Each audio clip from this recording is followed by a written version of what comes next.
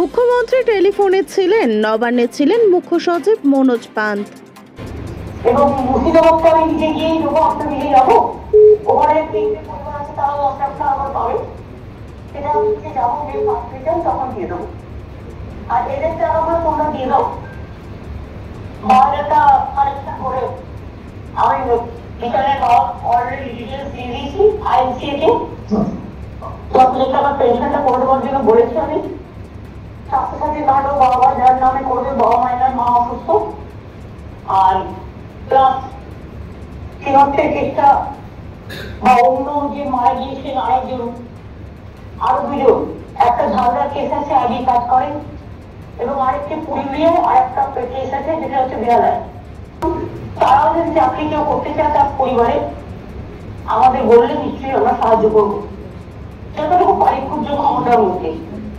কারণ আমি মনে করি যে মানুষ যখন বিপদে পড়ে তখন তার পাশে দাঁড়ানো উচিত মানবিক ভাবে। এই কথা আমার বলা উচিত, বলা ছিল, তাই আমি বললাম।